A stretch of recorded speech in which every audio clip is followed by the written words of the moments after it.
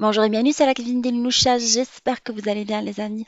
Aujourd'hui je partage avec vous une recette de tarte salée sans pâte, une tarte à base de légumes qui va réconcilier les enfants avec les légumes et pour les personnes qui mangent sans gluten, c'est une bonne manière de manger une petite tarte salée. Découvrons la recette ensemble. On va commencer par préparer la masse de tarte salée, base de légumes. Alors, j'ai râpé de la courgette et de la carotte et j'ai pris de l'échalote hachée finement. À défaut, vous pouvez mettre un petit oignon et je fais revenir tout ça dans de l'huile d'olive. Je laisse vraiment mes légumes dégorger. Après, je vais épicer avec les épices de votre choix. Alors, je mets un peu de gingembre, un peu de piment fort, un peu de curcuma, sel et poivre et je laisse le tout cuire à feu moyen. Alors au départ, j'avais mis une toute petite cuillère d'huile d'olive. Là, j'ai rajouté, voilà, en tout et pour tout, j'en ai 2 grandes cuillères. Voilà, au bout d'une dizaine de minutes, nos légumes sont cuits. Alors, il faut mélanger régulièrement pour que ça n'accroche pas. Entre-temps, j'ai fait cuire la pomme de terre à la vapeur, ou sinon vous pouvez la faire cuire à l'eau. Et on va venir l'écraser à l'aide de l'écrase purée. On incorpore par la suite, alors j'ai changé, j'ai trouvé que l'assiette elle était un peu petite, du coup je suis partie sur une assiette plus grande. Alors on incorpore dans la purée les légumes qu'on a fait revenir. Il est essentiel qu'ils dégorgent vraiment pour avoir une pâte croustillante par la suite, sinon elle va pas tenir parce que ça va être la base de la pâte. On va venir mélanger ensemble et pour donner du croustillant à la pâte, on va incorporer du parmesan. On va venir mélanger notre pâte à base de légumes et le parmesan. Alors j'ai commencé avec l'ustensile et après j'ai fini avec les mains pour bien malaxer. Alors je vais pas rajouter d'épices, les légumes étant déjà épicés, bah, du coup ça suffit. Et même le sel je rajoute pas. Le parmesan étant déjà salé, j'ai déjà mis du sel, bah, ça va en fait. Pour pas se retrouver avec une préparation trop salée. J'ai beurré un moule à tarte amovible et là je vais venir le fariner. Alors vous mettez un peu de ce moule ou vous pouvez mettre également de la chapelure. Vous enlevez l'excédent et vous venez de tapisser votre moule avec la préparation. Après on va soulever les bords et essayer de créer un petit trou au milieu qui va venir accueillir par la suite la farce qu'on va préparer. Alors vous pouvez éventuellement prendre une cuillère que vous passez de temps en temps dans l'eau et que vous venez par la suite aplatir avec votre préparation. Sinon vous pouvez le faire avec les doigts si vous êtes à l'aise avec ça.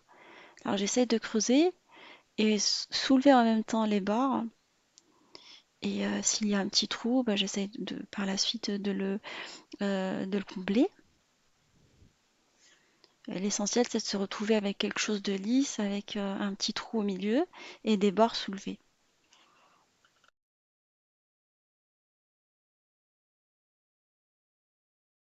Je la laisse de côté au frais. Et là, je vais préparer du poulet. En fait, aujourd'hui, je vais la farcir avec du poulet. J'ai mélangé dans de l'huile les épices spéciales volaille. Sinon, vous mettez les épices de votre choix. Je vais griller des petits morceaux de poulet. Alors, j'ai pris des aiguillettes de poulet que je vais venir badigeonner avec. Et je vais les griller sur tous les côtés jusqu'à cuisson. Vous pouvez mettre des crevettes, vous pouvez mettre du thon mélangé avec d'autres légumes. Après cuisson du poulet, je vais venir le découper en petits morceaux.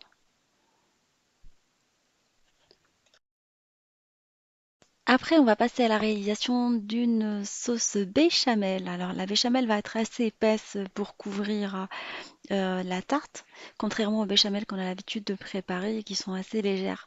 Alors, on va préparer le roux comme d'habitude en mélangeant euh, soit la farine, soit vous mettez pour les personnes qui mangent sans gluten du fécule de maïs. On mélange le beurre et la farine ou le fécule ensemble.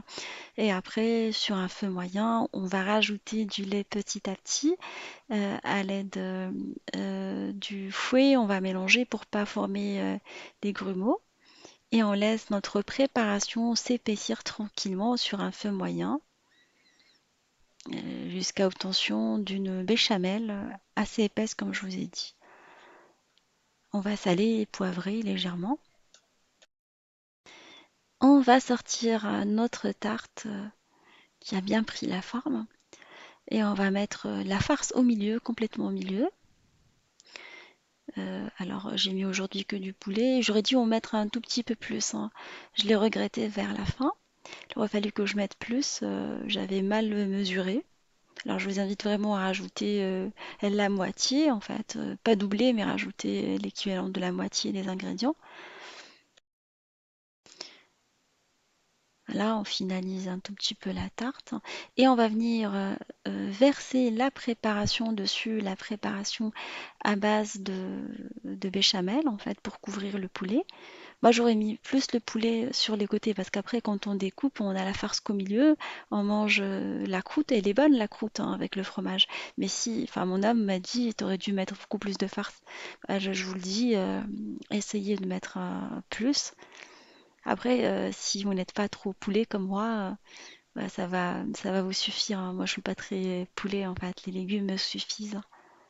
C'est en fonction des goûts de chacun, mais j'essaie d'être transparente avec vous suite au retour d'expérience que j'ai avec la famille.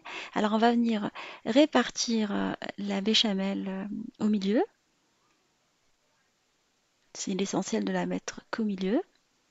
Vous avez compris maintenant pourquoi j'ai fait le trou, c'est pour concentrer la préparation uniquement au milieu.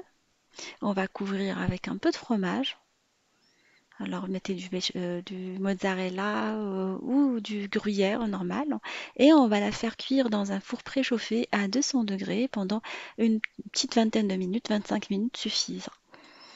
Vous surveillez la cuisson, dès que vous voyez que ça commence à être doré, vous la sortez. Et après, à l'aide d'un couteau non aiguisé, on vient décoller légèrement les bords, aussitôt sortis.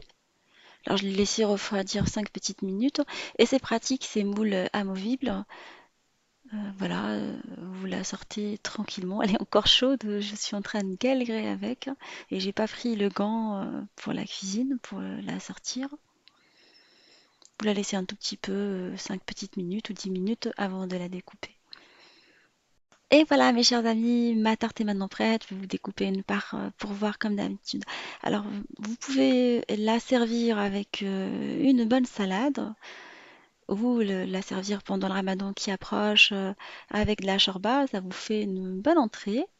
Moi j'aime bien en tout cas ces petites recettes pour le soir. C'est assez pratique et ça vous fait manger des légumes ou même à vos enfants s'ils sont réticents aux légumes. Alors j'espère que cette recette vous fera plaisir à vos amis et vos familles. Je vous fais des gros bisous d'amour et je vous dis on se retrouve sur la cuisine de Linoucha avec des nouvelles recettes, un nouveau voyage culinaire et à bientôt.